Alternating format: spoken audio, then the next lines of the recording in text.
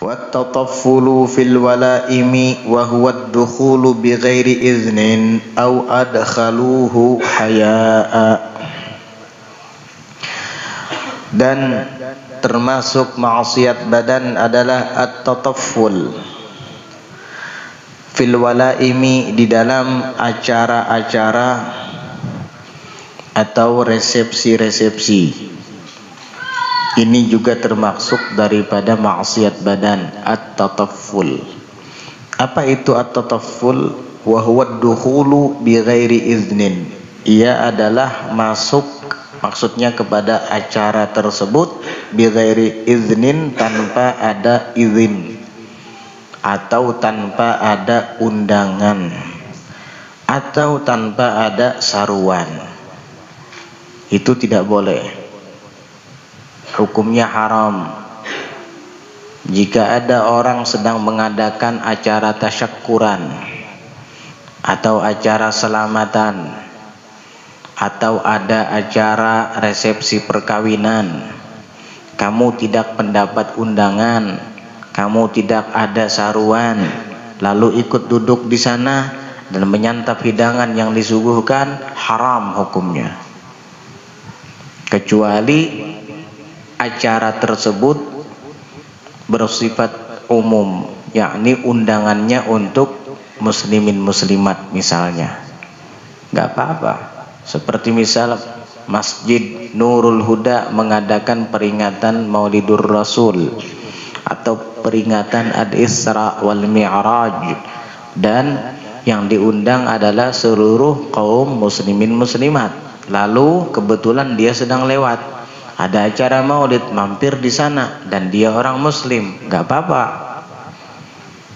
Tetapi jika undangan atau acara itu bersifat khusus atau pribadi, maka tidak boleh semua orang dengan leluasa ikut berkumpul di dalam acara itu, apalagi sampai menyantap hidangannya. Kecuali hanya mereka yang mendapat undangan atau saruan, dan itu artinya adalah izin daripada yang mengadakan acara. Undangan dan saruan itu adalah tanda izin daripada orang yang punya acara. Kepada siapa? Kepada tamu-tamu yang diundang tersebut atau yang disaru tadi. Hanya mereka yang boleh masuk dan menyantap hidangan di dalamnya.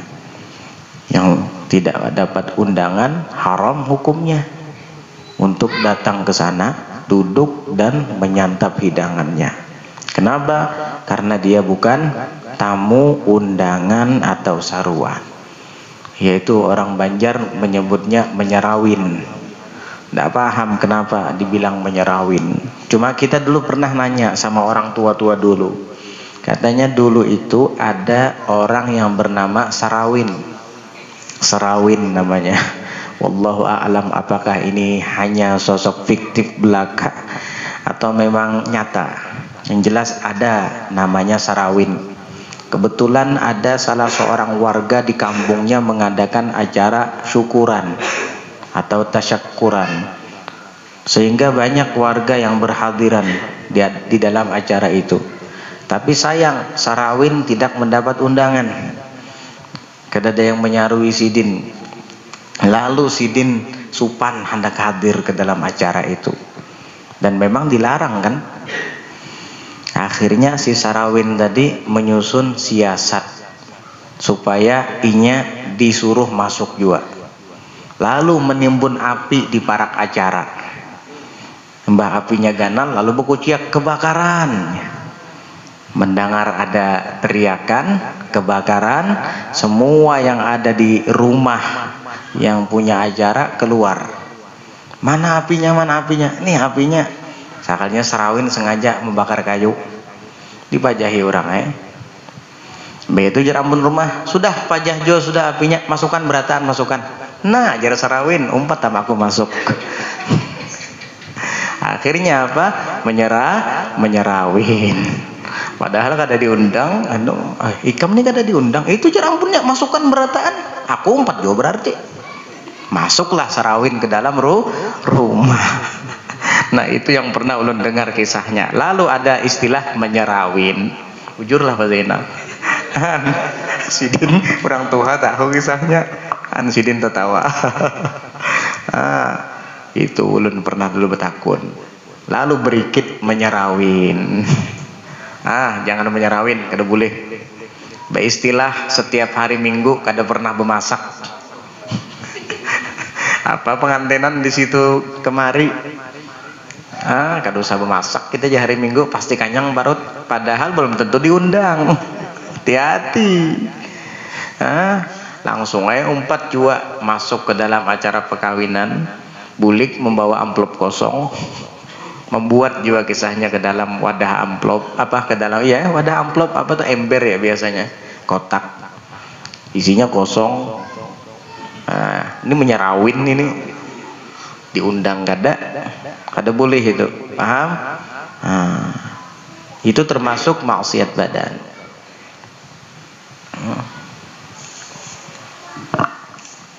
Tiup angin. Au adkhaluhu hayaan, atau orang-orang mempersilahkannya masuk karena hayaan, malu, maksudnya tidak enak. Orang ini nggak diundang, tapi karena dia duduk beristilah di acara orang, kada nyaman orang, ayah suruh masuk dia. Terpaksa karena kada nyaman, itu kada boleh juga.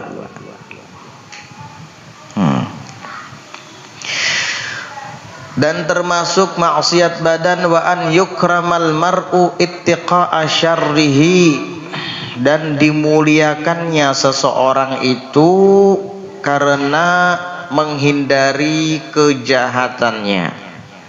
Ada orang jahat dimuliakan karena apa? Bukan karena dia orang baik, bukan karena akhlaknya, bukan karena ilmunya, bukan karena kesolehannya, tapi karena dia kepala preman. Lalu orang-orang banyak menghormat karena takut dari kejahatannya. Ini maksiat badan. Jadi orang yang ditakuti kejahatannya itu dihormati karena terpaksa itu. Karena orang takut dari kejahatannya. Ini bangga, senang, orang-orang semua hormat dengan saya, orang-orang semua takut dengan saya. Imba disambat ngaran udah takutanan berataan. Kada tahu seorang berdosa setiap hari gara-gara nangka itu. Bangga dengan dosanya. Ini gubang ngarannya. Gubang atau ampangau. Bangga dengan baunya. Ikam sambat aja ngaran aku di pasar tuh tahuan berataan. Mun pindah apa-apa sambat jangan aku. Orang takut sama kamu karena kamu jahat. Lantas kamu bangga gitu. Terus kamu bangga dengan kejahatanmu tadi. Naudzubillah, dosa. Nggak merasa dia. Orangnya di rumah. Namanya disebut orang ketakutan gara-gara kebrutalannya dia. Dia tidur dapat dosa juga tuh. Hati-hati kamu. Wa an yukramal mar'u ittiqa'a syarrih, dan seseorang yang dihormati karena menghindari kejahatannya. Soalnya kalau nggak digitukan khawatir nanti dia berbuat jahat kepada saya. Akhirnya mau nggak mau saya menghormatinya. Berarti terpaksa. Kalimatnya aja mau nggak mau. Itu terpaksa. Nah, lain halnya. Orang itu orang alim, orang itu orang soleh, orang itu orang yang berakhlak mulia, lalu dihormati. Maka kebanyakan manusia menghormati dia dengan tulus hati, dari lubuk hati mereka, bukan karena terpaksa. Begitu.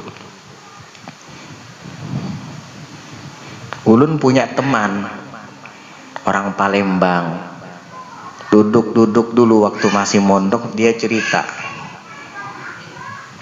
di kampung saya itu ada namanya, apa dia bilang ya, Mat Ganteng namanya Mat Ganteng, teman saya. Ini kada gibah, kada tahu juga kita orang siapa. Yang jelas ini kisah Mat Ganteng. Oh, jadi jar bubuhan kekawanan yang lain betakut gimana? Memang ganteng orangnya. Apa ganteng? Hidung ke dalam, gigi ompong, awak hirang. Oh, loh kenapa dibilang ganteng? Karena dia preman. Jadi setiap kali ada orang melihat dia wajib mengatakan dia tuh ganteng. Kalau enggak dipukul sama dia. Hei, saya ganteng enggak? Kata orang, iya ganteng-ganteng. Ah, bagus. Hei, saya ganteng enggak? Ah, wajah hitam, hidung ke dalam, gigi ompong. Jadi orang yang nggak tahu di mana gantengnya, blang ditempeleng sama dia, dipukulin sama dia. Awas kalau ente nggak bilang anak ganteng. Waduh, itu cerita Mat Ganteng. Tadi Sarawin, ini Mat Ganteng. Di sini kedada insyaallah nangka itu. Memaksa, dipaksa orang supaya mengakui dirinya ganteng. Kasihan nih. Naudzubillah. Ya, kalau kita kembalikan kepada kemanusiaan kita, ya kita ini ganteng semua, nggak ada yang jelek dibandingkan monyet. Ya, binatang yang lain, ya manusia itu paling ganteng sudah. Laqad khalaqnal insana fi ahsani taqwim. Sungguh kami ciptakan manusia itu dalam sebaik-baik bentuk. Fuqaha sampai membahas masalah ini. Kata para fuqaha, jika ada orang mentaklik tolak kepada istrinya yang hamil apabila ia melahirkan anak yang jelek, ditalak.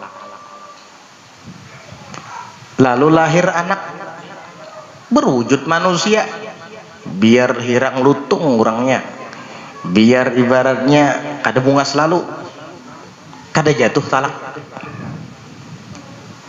Oh, kok bisa? Iya, karena apa? Allah Ta'ala berfirman, laqad khalaqnal insana fi ahsani taqwim. Sungguh kami ciptakan manusia dalam sebaik-baik bentuk. Nah, begitu. Jadi dulu ada orang yang seperti itu dengan istrinya. Dia menikah, melahirkan anak yang pertama, mukanya jelek. Waduh, kata suaminya, nggak ada ganteng-gantengnya ini anak sendiri. Hamil lagi istrinya, lahir lagi anak yang kedua, jelek lagi. Hamil lagi yang ketiga, lahir lagi, jelek lagi. Kata suaminya, wahai istriku, hamil yang keempat ini, kalau masih jelek anak kita yang lahir di perut, kamu saya ceraikan. Gak apa-apa, kata istrinya. Maksudnya supaya yang dalam perut itu ganteng nantinya. Pas lahir lebih jelek daripada yang bertiga ini. Subhanallah. Akhirnya menyesal suaminya.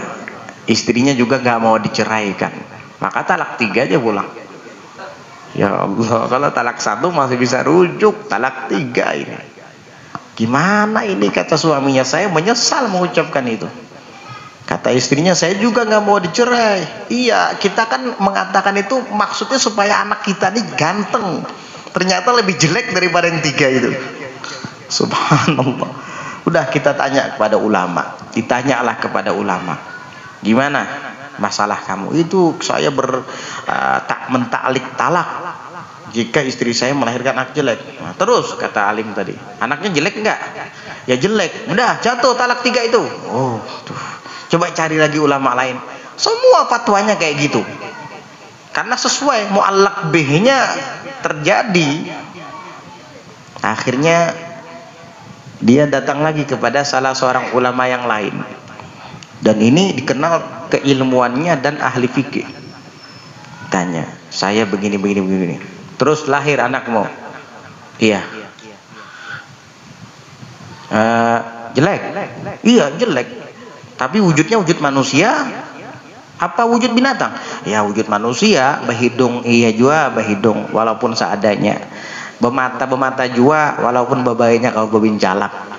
Bemuntung juga, walaupun kayak pacat bibirnya. Misal ini kan misal. Ya. Manusia, iya manusia lah. Masa kambing lahirnya nggak jatuh talaknya kata beliau. Ah yang benar, iya nggak jatuh. Tapi ulama-ulama semua bilang jatuh. Nggak, bilang saya yang bilang nggak jatuh. Gitu ya. Alhamdulillah. Ini yang saya cari-cari gitu. Manusia memang suka nyari-nyari yang sesuai dengan nafsu ya. Yang kada sesuai dengan nafsu kada diumpati. Apa langsung sesuai nafsu diumpati benar tuh. Ada guru agama pengajiannya serius. Nggak pernah ceroboh. Nya kada himung. Ada guru agama nang kada jubu ceroboh nya himung sama-sama pencerobohan jo orangnya. Nah ini sesuai dengan nafsu. Ya. Akhirnya apa? Ribut ulama-ulama. Wah, kenapa itu berfatwa kayak gitu? Dari mana dia? Oh, udah. Akhirnya yang nggak terima sama saya, malam ini saya undang untuk sholat isya berjamaah dengan saya. Oh baik, banyak yang nggak terima. Akhirnya datanglah ke rumah orang alim yang memfatwakan tidak jatuh talak tadi. Karena beliau tuan rumah, ya beliau yang berhak untuk jadi imam. Tuan rumah kan, tuan rumah itu ya berhak untuk jadi imam. Lebih afdol ya tuan rumah jadi imam. Dan dia orang alim juga. Bagus. Jadi ketika sedang sembahyang, beliau jadi imam. Lalu kemudian beliau takbir. Allahu Akbar. Fasih takbirnya. Takbiratul ihram itu harus fasih ya. Jangan macam-macam takbiratul ihram. Allahu Akbar. Panjang benar mbaknya. Itu gendang artinya. Jamaknya kabrun atau kubrun atau kabarun. Dijamak jadi akbar. Allahu Akbar. Salah kayak gitu. Belajar makanya. Ini ada juga nang was-was beniat lalu panjang benar. Allahu Akbar. Nah kayak sirena. Untung ada meladung. Ada juga nang itu. Lebih daripada 7 alif atau 14 harakat batal sholatnya nggak sah gitu. Kenapa was-was gitu? Ada juga rajin bekuluman. Allahu Akbar. Ada apa ente? Dikira tadi mau racing. Allah. Tajwid versi mana ini? Nggak ada tajwid kayak gitu. Di mana ente belajar tajwid? Misal. Tapi ini enggak, orang alim memang. Jadi dia takbirnya fasih. Nggak was-was. Allahu Akbar. Enak kan didengar kayak gitu. Udah. Lalu dia baca Fatihah. Saudara baca Fatihah, surahnya surah At-Tin. Dia baca Bismillahirrahmanirrahim. Wat-tini waz-zaituni wa turi sinina wa hadzal baladil amin. Laqad khalaqnal insana fi ghairi ahsani taqwim. Subhanallah. Laqad khalaqnal insana fi ghairi ahsani taqwim. Orang kan fi ahsani taqwim. Subhanallah. Laqad khalaqnal insana fi ghairi ahsani taqwim. Subhanallah. Apa subhanallah subhanallah katanya? Kamu salah bacaannya ya sudah batal semua jadi. Kenapa? kamu bacanya salah. Dia nanya, emang saya baca apa tadi?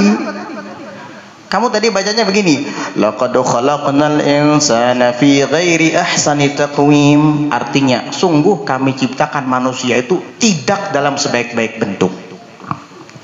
Loh, saya bacanya gitu tadi. Iya, semua dengar. Betul kan? Betul kan? Iya, dia baca gitu tadi. Oh, berarti saya salah ya? Ya salah. Terus yang benar gimana? Yang benar begini, laqad khalaqnal insana fi ahsani taqwim. Sungguh kami ciptakan manusia dalam sebaik-baik bentuk. Oh, begitu yang benar. Manusia diciptakan dalam sebaik-baik bentuk. Iya. Kamu tadi salah. Oh, berarti anak yang dilahirkan oleh suami istri yang bertanya kepada kalian tadi baik berarti ya, sebaik-baik bentuk itu. Bingung hari semuanya. Iya juga ya. Iya juga ya. Iya, betul sebaik-baik bentuk. Nah, kalau dia sebaik-baik bentuk berarti nggak jatuh dong talaknya. Akhirnya mereka baru mengakui keilmuan orang ini. Ya Allah, betul juga. Betul apa yang kamu sebutkan wahai Syekh. Kami minta maaf atas protesan kami terhadap fatwa kamu.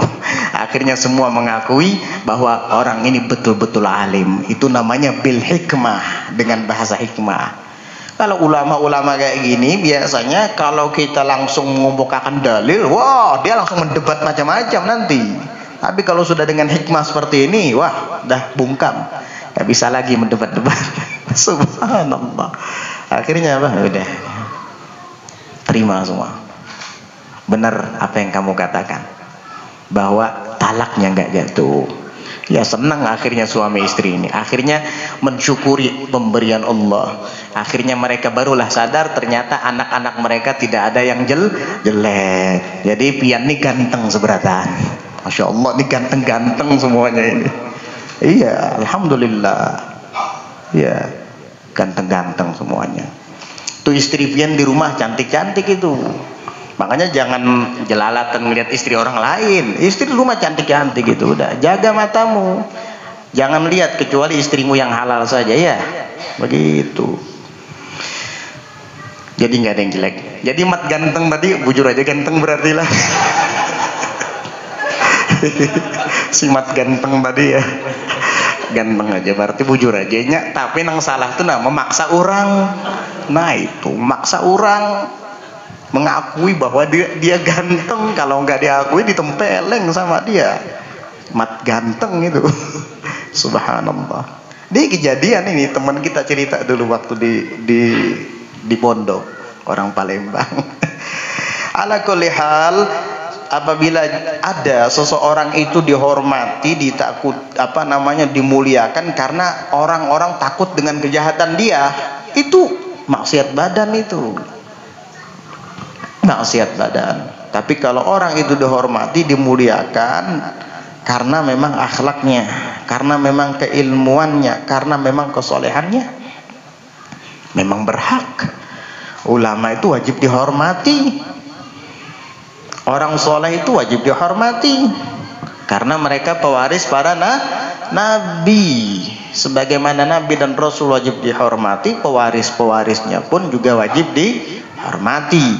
Sebagaimana kita menghina, membenci pewaris-pewaris nabi, maka pada hakikatnya kita membenci nabi itu sendiri. Na'udzubillah. Disebutkan walamma radda Umaru ibnu Abdul Aziz al-hadiyata, dan tatkala Umar bin Abdul Aziz menolak sebuah hadiah, ada orang datang ngasih hadiah ke Umar bin Abdul Aziz, lalu dia tolak hadiah itu. Qila lahu, dikatakanlah kepadanya, kepada Umar bin Abdul Aziz. Apa kata orang itu? Kana Rasulullah sallallahu alaihi wasallam yaqbalul hadiyah.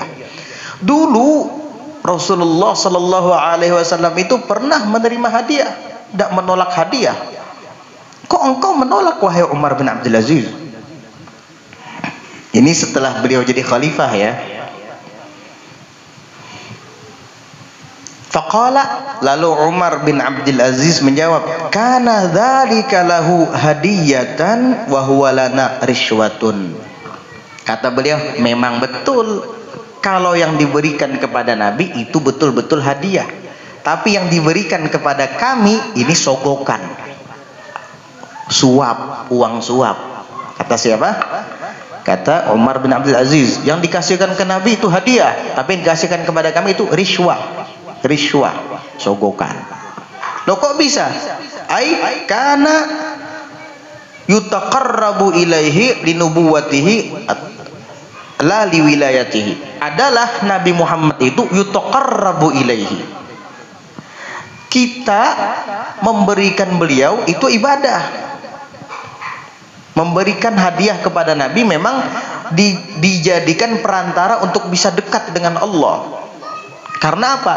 Karena kenabiannya, linubuwatihi, yutaqarrabu ilaihi linubuwatihi, bisa dijadikan wasilah untuk bisa dekat dengan Allah karena kenabian beliau sallallahu alaihi wasallam.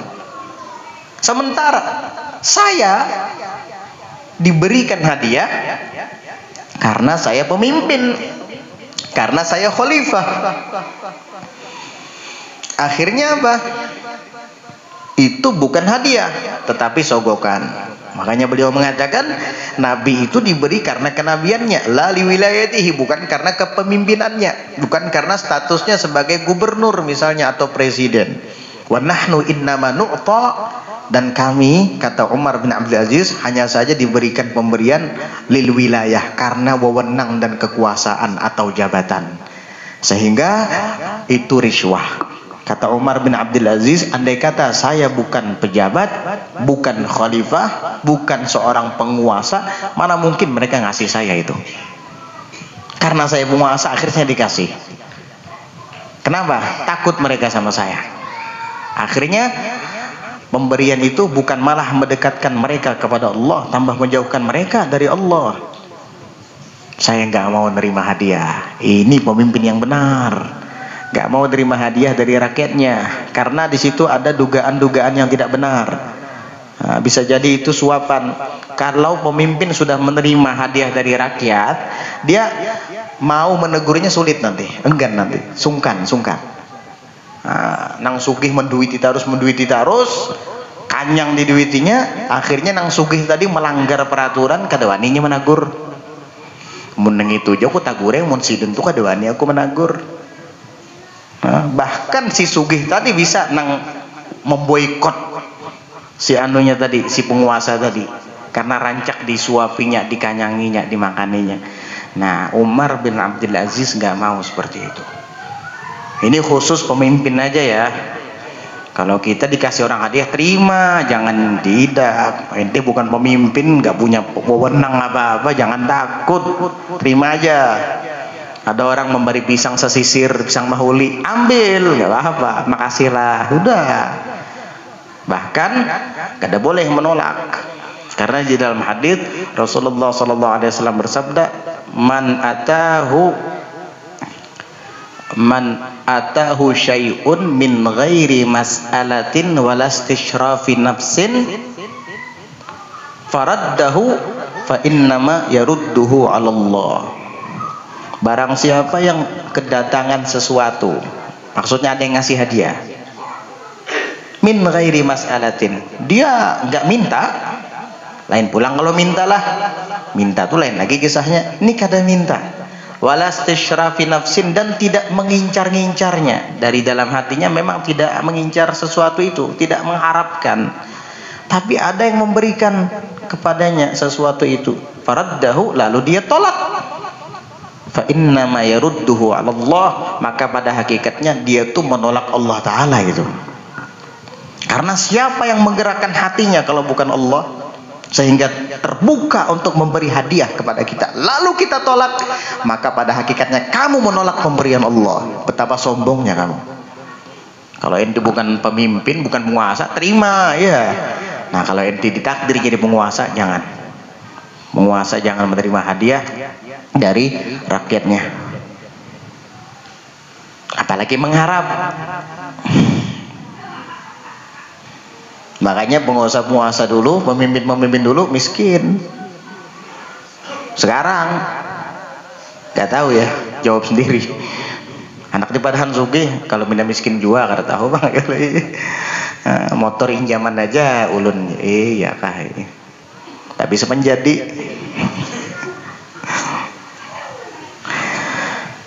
Dzakara dzalika al-Ghazali fil Ihya. Itu disebutkan Imam Ghazali di dalam kitab Ihya Ulumuddin.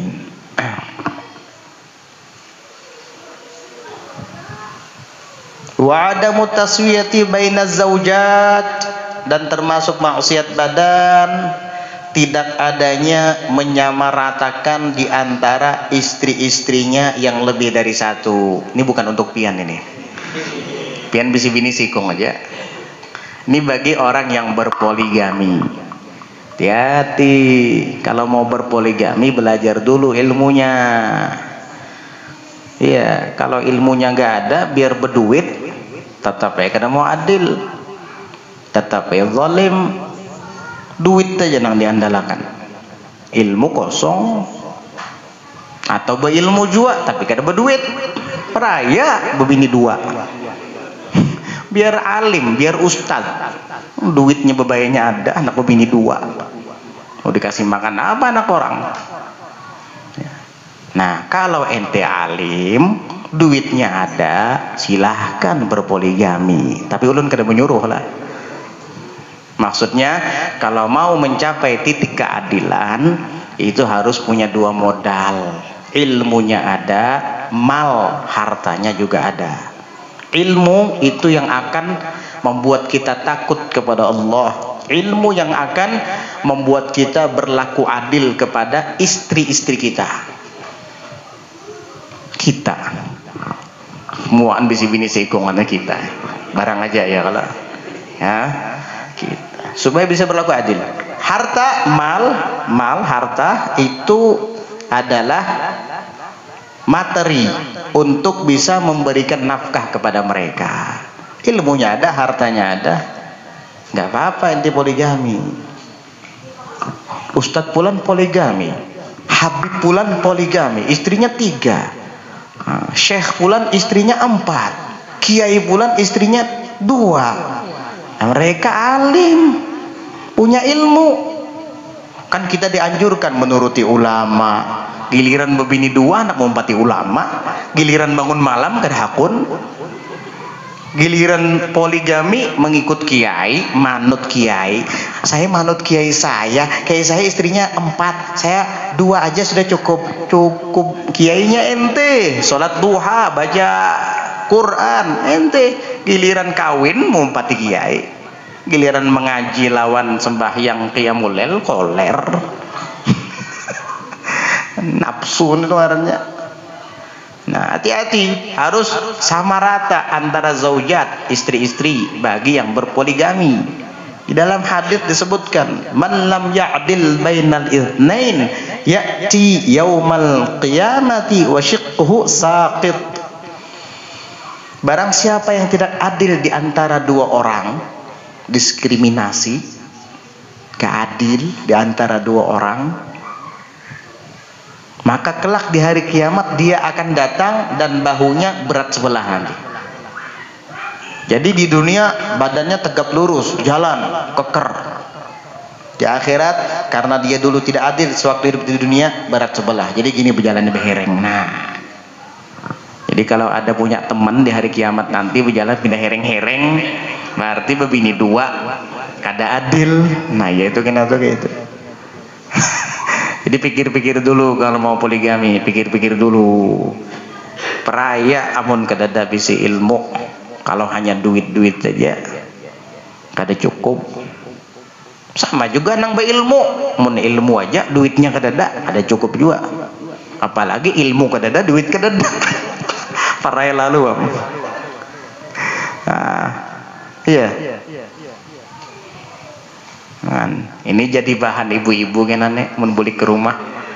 Han pajar Habib tadi, pian jangan wani-wani poligami, ilmunya kada ada tuh ya. Han bisi peluru ibu-ibu. Gesan menembak laki kena amun pindah hendak bebini pulang.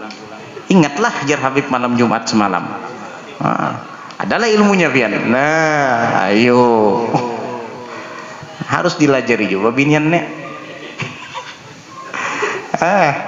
Enak aja poligami ngikuti Habib Pulan, ngikuti Kiai Pulan.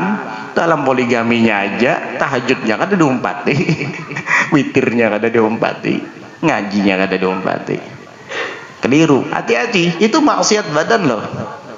Ente nggak adil dengan keluarga, dengan madu-madunya istri ente, itu maksiat badan itu. Jangan anggap remeh.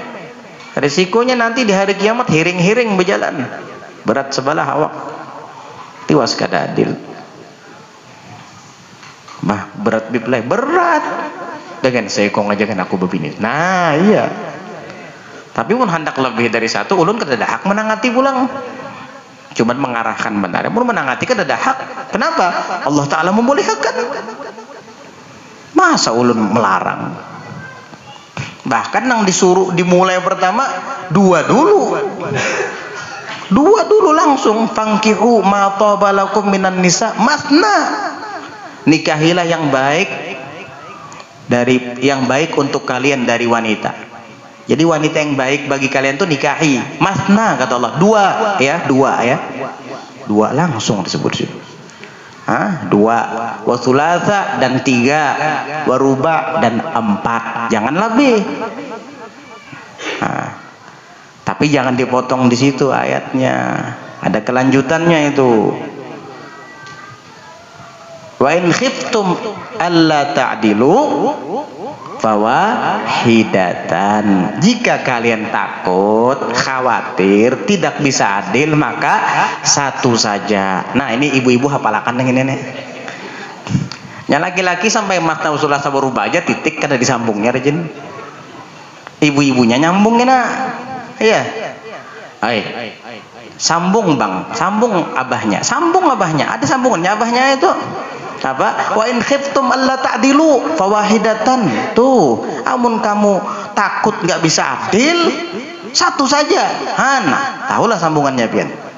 Ini pas menyampaikan non bini, jangan melarang apa yang diperbolehkan oleh Allah. Nggak boleh kamu. Emang kenapa bang? Di Quran disebutkan fankihu ma taba lakum minan nisa masna wa thulatha wa ruba. Kawini yang baik dari wanita itu dua tuh, dengarkan baik-baik. 2, 3 dan 4. Hadang dulu abahnya kada pian aja bang nang hadir ke majelis taklim. Ulun kan hadir juga, kan pian membawa ulun rajin. Alim juga bininya kalinya. Ada sambungannya itu apa? Wa in khiftum alla ta'dilu fawahidatan. Jika kalian takut nggak bisa adil, maka satu saja. Nah, adil lah pian. Pun kadang kala dapur kada basap, anak bebini pulang. Nah, sambung ayatnya ya.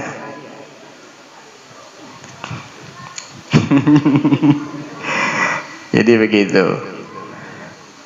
Nah, jangan sembarangan berpoligami. Kalau ente punya ilmu, punya amal, mapan, ilmu pengetahuan yang mencukupi. Ilmu pengetahuan itu bukan hanya saja membuat kita bisa berlaku adil, takut kepada Allah lalu berlaku adil, enggak. Ilmu pengetahuan juga bisa mendidik antara bini tuha, bini anom, kedua, ketiga sampai keempat, lalu akur. Ilmunya ada. Bukan amalan, bukan. Karena banyak datang ke rumah kan minta amalannya, Beb. Enggak. Ilmu untuk kamu bisa mendidik istri pertama, istri kedua, ketiga dan keempat sehingga mereka akur. Harus bisa. Begitu. Jangan duit aja.